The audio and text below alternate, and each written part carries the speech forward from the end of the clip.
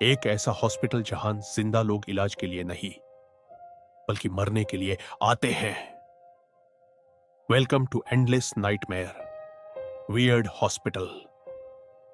मैं जैसे ही होश में आता हूं, मुझे खुद नहीं पता मैं इस गंदे और खून से साने हुए रास्ते पर कैसे पहुंचा। हर तरफ सिर्फ अंधेरा और एक ऐसी खामोशी जो अंदर तक दरा दे।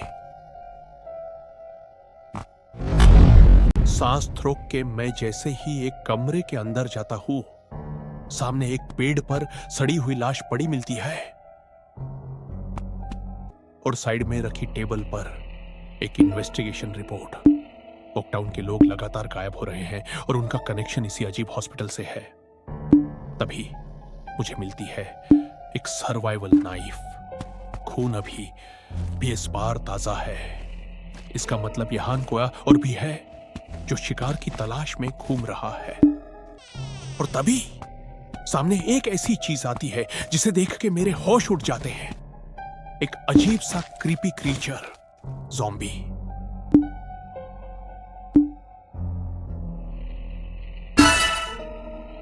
पीछे से चुपके से जाना होगा। अगर इसने मुझे देख लिया तो मेरा बचना नामुमकिन है।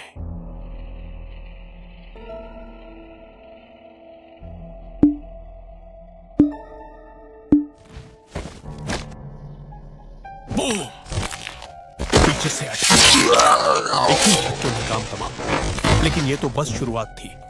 असली मुसीबत तो अब आने वाली है। सामने एक बड़ा दरवाजा है जो बिना किसी की गार्ड के नहीं खुलेगा। मैं पूरे कॉरिडोर में भटक रहा हूं, हर एक कोना छान रहा हूं, लेकिन रास्ता ब्लॉक है। मुझे एक अजीब सी चाबी ईआर रूम की तो मिली है,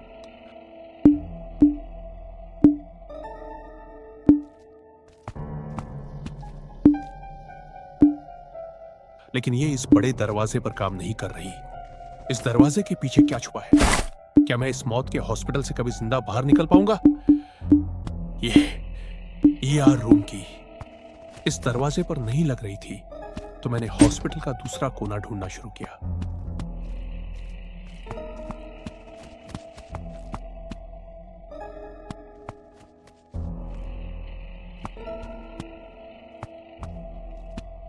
हर एक शेल्फ और कपबोर्ड चेक करते करते मुझे मिलती है कुछ पिस्टल एमो। एमो मिलने का मतलब साफ है, यहां कोई बड़ी गन जरूर छुपी है।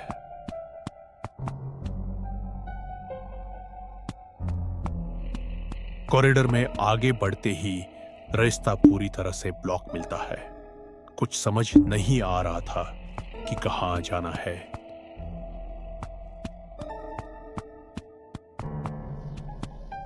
तभी मैंने ऑब्जर्वेशन रूम का दरवाजा खोला। वहां एक टेबल पर मुझे किसी जेम्स डगलस की पुलिस आईडी मिलती है, लेकिन उनका ये आईडी कार्ड यहां क्या कर रहा है? खैर, रास्ता ढूंढते हुए मैं आगे एक कॉरिडोर में पहुंचता हूं, जहां एक दरवाजे पर मोती लोहे की चेन बंधी हुई है और वहां लिखा है shoot the chain to open the door. लेकिन मेरे पास तो अभी सिर्फ एक नाइफ है।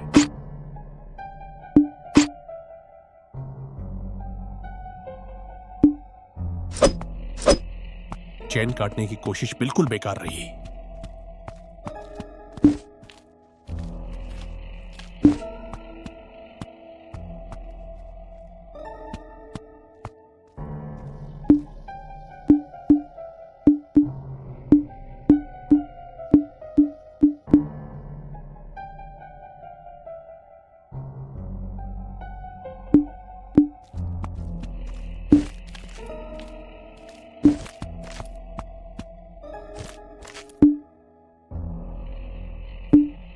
मुझे वापस उन्हीं पुराने कमरों में जाना पड़ता है जहां वो क्रीपी क्रिएचर घूम रहा था।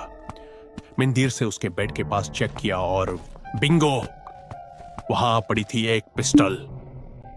लेकिन गन उठाते ही उस भेदिए ज़ॉम्बी को मेरी भनक लग गई। वो सीधा मुझ पर लपटा पड़ता है। बैंग बैंग बैंग, एक के बाद एक लगातार फायर्स। पूरा कमरा गोली की आवाज से गूंज उठा और आखिरकार वो मौत की नींद सो गया।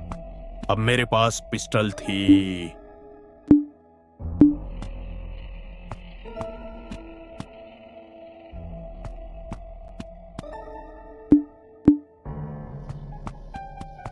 मैं सीधा उस चेन वाले दरवाजे के पास भागा और एक सटीक निशाना लगाकर उस भारी चेन को तोड़ दिया। दरवाजा खुलते ही मैं एक नए सिक्योरिटी रूम में एंटर होता हूं। वहां एक टेबल पर रखा था सबसे बड़ा जैकपॉट, अ स्टेयरकेस की कार्ड। इस हॉस्पिटल से ऊपर जाने का रास्ता अब मेरे हाथ में है, लेकिन ऊपर मेरा क्या इंतजार कर रहा है। मैंने उस सिक्योरिटी रूम का दरवाजा खोला और सीधा पहुंचा एक ऐसी जगह जहां एक और ज़ोंबी मेरा इंतजार कर रहा था। लेकिन इस बार मेरे हाथ खाली नहीं थे। मैंने अपनी पिस्टल निकाली और निशाना लगाया। बैंग बैंग, एक के बाद एक गोली दागी और उसे वहीं ढेर कर दिया। उसके पास से मुझे एक सप्लाई बॉक्स मिला जिसमें 2 मेमोरी शार्ड्स और कुछ पार्ट्स थे। इन पार्ट्स का यूज करके मैंने वर्क बेंच पर तुरंत अपने लिए पिस्टल अमो क्राफ्ट कर ली। अब रास्ता ढूंढने के लिए मैंने मैप चेक किया और कॉरिडोर से होते हुए सीधा भागा स्टेयरकेस सिदियान की तरफ, क्योंकि ऊपर जाने का रास्ता यहीं से था।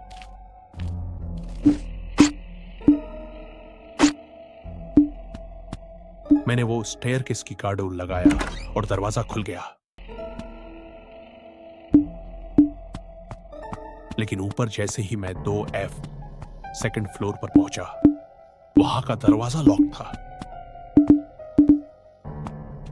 मुझे और ऊपर 3F थर्ड फ्लोर पर जाना पड़ा। वहां पहुंचते ही अचानक स्क्रीन पर एक अजीब सा धुंधला असर होने लगा, जैसे कोई भूत या कोई खतरनाक चीज आसपास हो। डर के मारे मेरी सांसें फूलने लगी थी। मैंने वहां का दरवाजा खोलने की कोशिश की, वो भी लॉक था। उसे मैंने गोली चलाने की सोची पर बुलेट बेकार कर दी। तभी मुझे समझ आया कि ऊपर जाने से पहले मुझे इस फ्लोर पर कुछ और ढूंढना होगा।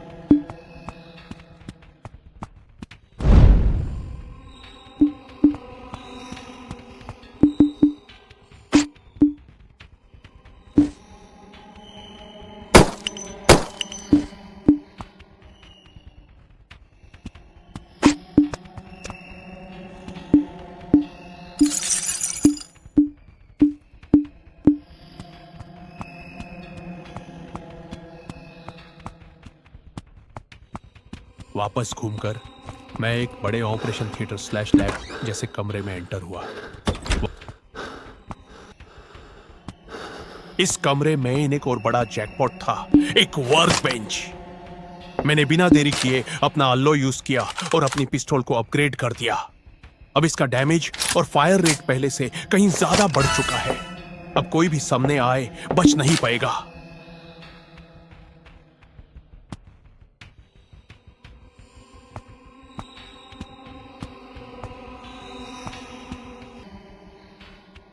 वहां एक टेबल पर मुझे किसी का पुलिस बैज मिला।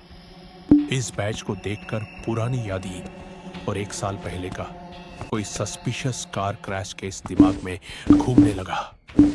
मैंने लाभ से निकालकर सीधा कॉरिडोर का रास्ता पकड़ा। हर कोने में दार था, इसलिए मैंने अपनी नाइफ तैयार रखी। सिक्योरिटी चेक करते हुए मैं आगे बढ़ा और एलिवेटर के पास पहुंच गया। वहां पहुंचते ही अचानक एक ज़ोंबी सामने आ गया।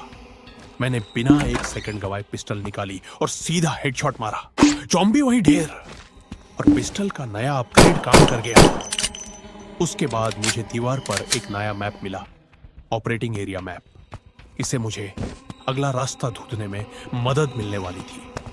मैंने मैप चेक किया और रास्ते पर आगे बढ़ गया। अगला रूम चेक करने पर मुझे वहां कुछ एमओ और पार्ट मिले, जिन्हें मैंने तुरंत कलेक्ट किया। लेवल पर सुरक्षा के लिए हर चीज ढूंढना जरूरी था। फिर मैंने मैप खोला और हॉलवे की तरफ बढ़ा। रास्ते में एक टॉयलेट एरिया आया। मैंने सोचा अंदर चेक कर लूं। जैसे ही मैंने दरवाजा खोला, बूम, अंदर एक और ज़ोंबी खड़ा था। मैंने बिना मौका दिए यूज वही खत्म किया और वहां से एक और स्क्रैप पार्ट उठाया।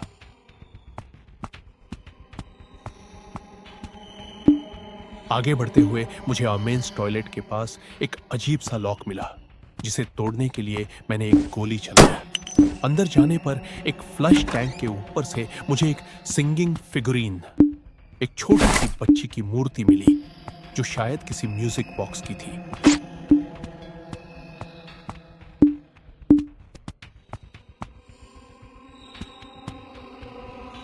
वापस कॉरिडोर में आकर मैंने मैप देखा और ऑपरेटिंग रूम 1 में एंटर किया। वहां टेबल पर एक पेशेंट लिस्ट पड़ी थी, जिसमें कुछ अजीब एक्सपेरिमेंट्स और दिमाग के डैमेज, फ्रंटल लोब डैमेज्ड के बारे में लिखा था। मामला बहुत गहरा था। मैं आगे बढ़ा, पर एनेस्थेटिक रूम का दरवाजा लॉक था और उसके लिए एक खास चाबी चाहिए थी। तभी मुझे याद आया कि मेरे पास एक और रूम का एक्सेस है। मैंने एनेस्थेटिक रिकवरी रूम खोला।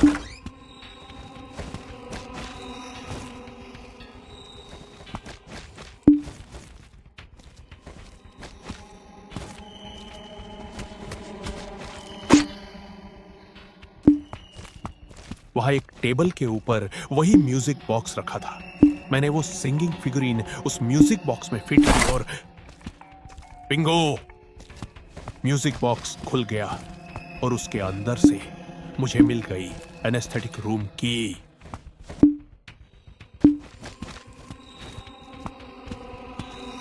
वहां एक पुरानी डायरी भी थी, जिसमें किसी एडविन की कंपटीशन और अजीब बातों का जिक्र था।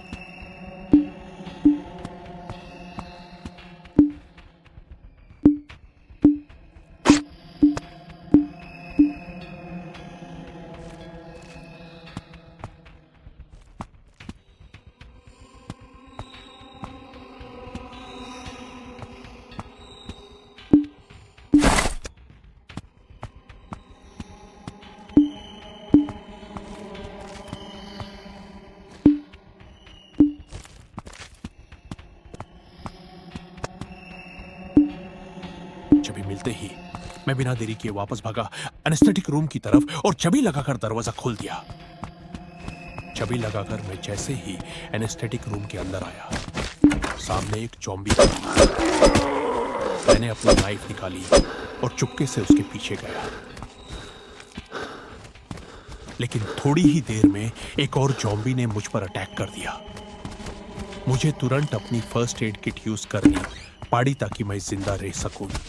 बहुत मुश्किल से मैंने दोनों ज़ॉम्बीज़ को वहीं ढेर किया। रूम की तलाशी लेने पर मुझे कुछ स्क्रैप पार्ट्स और एक डोर हैंडल मिला, जो शायद किसी लॉक दरवाजे का था। तभी मुझे टेबल पर एक पुरानी पेशेंट लिस्ट भी मिली। लगता है यहां पेशेंट्स पर कोई अजीब एक्सपेरिमेंट्स चल रहे थे। मैं वहां से निकलकर दूसरे रूम्स चेक किए और चेंजिंग रूम की तरफ बढ़ा। वहां बेंच पर एक पुराना न्यूज़पेपर पढ़ा था, racer dies to car crash. Edwin Howard नाम का एक रेसर एक्सीडेंट में मारा गया था। इस जगह का उसे क्या कनेक्शन था? खैर, मैं आगे बढ़ा और एक लॉक दरवाजे पर वही डोर हैंडल फिक्स किया और अंदर एंटर हुआ। लेकिन अंदर का नजारा देख कर मेरे होश उड़ गए। अंदर एक साथ दो ज़ॉम्बीज़ खड़े थे। मैंने अपनी नाइफ निकाली और एक पर अटैक किया, लेकिन तभी पीछे से दूसरे ज़ॉम्बी ने मुझ पर इतना जोर से हमला किया कि गेम ओवर। कहानी यहां खत्म नहीं हुई दोस्तों। जैसे ही मेरा कैरेक्टर जमीन पर गिरा, एक अजीब सा रोबोटिक हाथ नीचे आया। उसने मुझे चेयर से बांध दिया और मेरे दिमाग पर से अटैक कर दिया। क्या मैं इस लैबोरेटरी के सबसे बड़े से बच पाऊंगा? जानने के लिए अगले एपिसोड का इंतजार करें।